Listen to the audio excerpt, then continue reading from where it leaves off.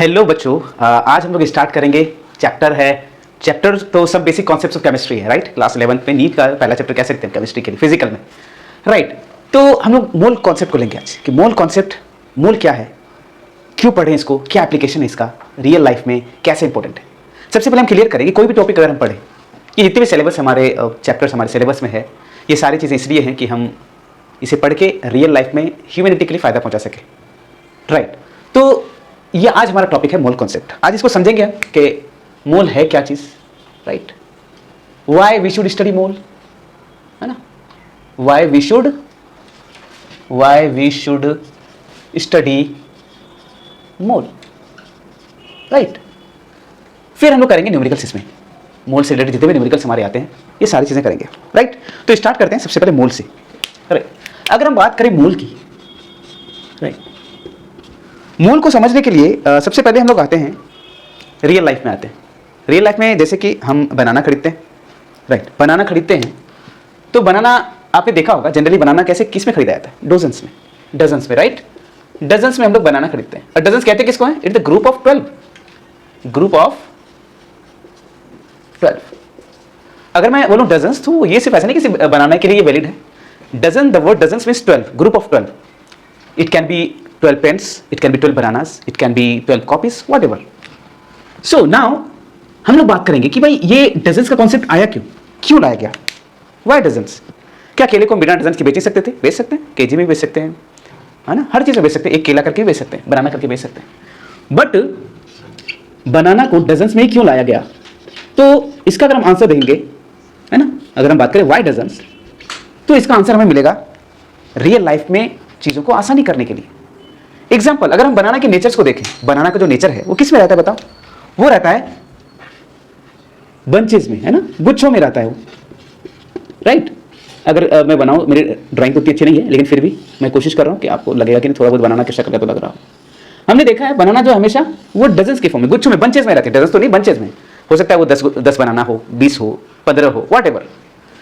तो यहां पर अगर सेलिंग शॉपकीपर इसको सेल करे, शॉपकीपर को आसानी कब होगा बताओ, अगर ये कस्टमर को बेचे केला, तो ऐसा तो कि 1 बनाना इसको सेपरेट करो, फिर उसको ऐसे करके दो, तो ये बहुत लेंदी प्रोसेस हो जाता है एक्चुअली, है ना। तो सबने सोचा कि यार ऐसे क्यों करें, चीज़ों को आसान बनाते हैं। भाई 1 करके इसको मैं छुटाऊं तो ले जाने में भी परेशानी है, उसको हैंडल करने में परेशानी है, और इसको भी शॉपकीपर को भी दिक्कत आने वाली है। तो इसलिए क्या किया गया कि ग्रुप को सबने मशवरा किया, डिस्कशन हुआ कि भाई क्या किया जाए। तो 12 बनानास को, है ना, 12 बनाना को क्या बताया गया, 12 बनाने ग्रुप को एक डजन्स बोल दिया, राइट, 1 डजन्स। इससे क्या हुआ, इससे शॉपकीपर को आसानी हो गई। यस भाई, उन्हें देना है कि हमें 2 डजन लेना है, सीधे उसने देखा कि अच्छा इसमें 15 हैं, अगले वाले में 7 है, 9 है, सीधे उसने दे दिया कि ये आपका डजन्स, आसानी से उसको दे दिया गया, और वो उसको ले जाना भी आसान, उनको देना भी आसान हो गया। इसलिए जो है यहाँ पर शॉपकीपर को बनाना डजन्स में दिया गया, इसलिए डजन्स का इस्तेमाल हुआ, राइट। हालांकि डजन्स वर्ड हम किसी भी चीज़ के लिए इस्तेमाल कर सकते हैं। पेन के लिए कॉपी 1 डजन पेन 12। अब यहाँ लोग पेन तो डजन में खरीदते नहीं है ना भाई, पेन को कैसे खरीदते हैं भाई, 1 पेन दे दो, 2 पेन दे दो, लेकिन बनाना का भी 1 बनाना 2 बनाना तो खरीदते नहीं ना भाई, बंच तो मुझे इतने सारे चाहिए। तो इसलिए डजन का इस्तेमाल होने से आसानी हो गई, किसके लिए, शॉपकीपर के लिए भी और जो खरीदने वाला है उसके लिए भी। तो अब यहाँ पर इसका ताल्लुक मोल से कैसे है वो हम बात करेंगे, राइट। ओके, तो अब हम लोग उस चीज को रिलेट करेंगे, डजन्स वाला कॉन्सेप्ट का रिलेट करेंगे हम लोग मोल से, कैसे, आइए देखते हैं, राइट। अब हमारे पास क्या है, एटम की बात करें, जैसा कि हम सबको पता है एटम इतना बड़ा होता है, इसको हम लोग हैंडल नहीं कर सकते। क्या बड़ा होता है एटम, बिल्कुल गलत। एटम क्या होता है, बहुत ही छोटा, very very small, very very small, इतना छोटा है कि हम लोग अपने नेकेड आई से नहीं देख सकते, नेकेड आई से नहीं देख सकते हम लोग एटम को, राइट। तो लेकिन इसका भाई पूरी दुनिया तो एटम से बनी, हमें पता है, मैटर, पूरी दुनिया क्या है, मैटर से है, मैटर से तो बना है, राइट। इवन हम लोग मैटर है, पेन मैटर है, एवरीथिंग, ये बोर्ड मैटर है, सारी चीजें मैटर ही तो है। अब ये मैटर बना किससे है, इसका बिल्डिंग ब्लॉक है एटम, राइट। अब ये एटम इतना छोटा है कि इसका अगर इनडायरेक्टली सोचें तो सारी चीज एटम से बनी है, मतलब एटम ही बिल्डिंग ब्लॉक है।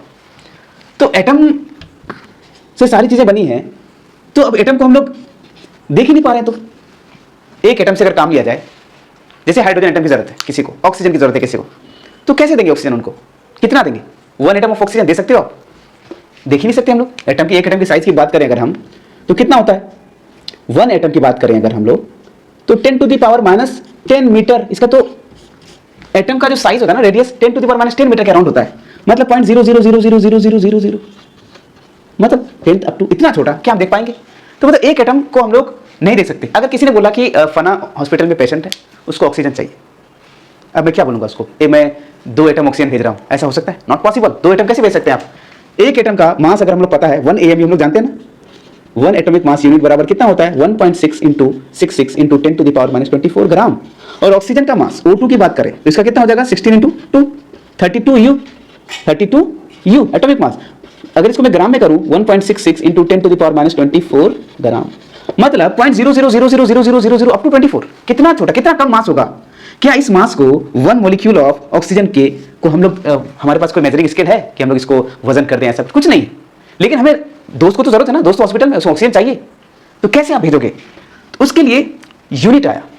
जिस तरह से ये इतना छोटा है, इतना छोटा है, इतना छोटा है कि एक एटम को हम लोग कंसीडर ना देख सकते हैं, ना उसको वजन कर सकते हैं, हमारे पास कोई स्केल भी नहीं है। इसलिए क्या किया गया? लेकिन एटम से दुनिया बनी है, सारी चीज एटम से हो रही है, एटम की जरूरत है हमें दुनिया में, तो हम लोग क्या करेंगे? एटम को एक ऐसा चीज करते हैं ना कि जिससे एक ग्रुप बनाते हैं हम लोग, जिससे कि कंसिडरेबल अमाउंट हो जाए।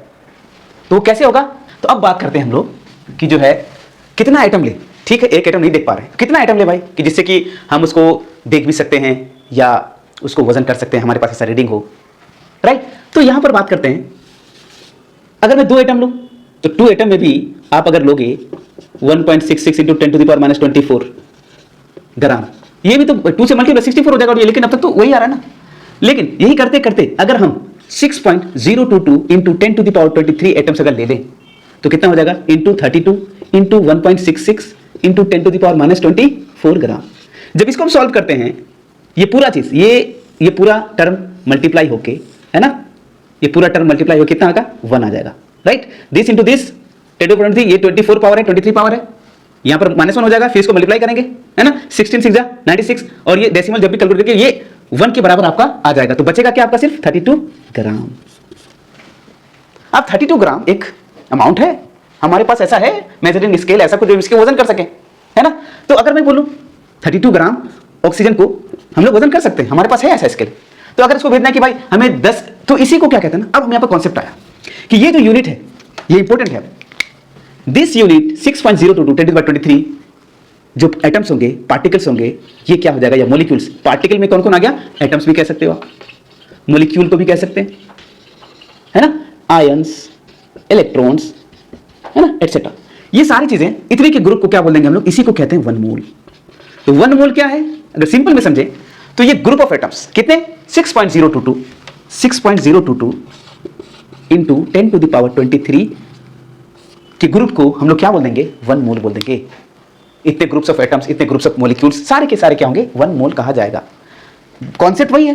क्यों किया भाई? इतने के ग्रुप को क्यों लिया गया? क्योंकि अब हमारे लिए आसान हो जाएंगे क्या चीज करने के लिए? किसी भी एटम्स के मास को, उसके कितना नंबर है, मास को मेजर करने के लिए, और हमारे पास रियल लाइफ जो डीलिंग होगी। अब मैं बोलूं कि भाई ऑक्सीजन की जरूरत है ना, तो बोलूं भाई अच्छा ठीक है, बोले 1000 मोल, 1000 मोल ऑक्सीजन भेज दीजिए। तो 1000 मोल ऑक्सीजन मतलब कितना हो जाएगा? एक मोल में कितना ग्राम हुआ था अभी आपका? 32 ग्राम। तो 1000 मोल में कितना हो जाएगा? 32 × 1000 कितना हो जाएगा बताओ? 32,000 ग्राम, है ना। तो यहां पर अगर मैं केजी की बात करूं तो कितना हो जाएगा? 32 केजी हो जाएगा, हुआ कि नहीं? 1000 ग्राम में आपका कितना? 30,000 ग्राम हो जाएगा, और ये 32 केजी। अब ये ऑक्सीजन आप भेज दो उसको, वहां काम आएगा, जो भी हॉस्पिटल में करना हो। तो यहां पर एक मोल का एक छोटा सा डिफिनेशन अभी हमने क्या, हम कवर करेंगे अभी। तो मोल क्या करता है, मोल से और क्या क्या कर सकते हैं ये हम लोग बात करेंगे अभी।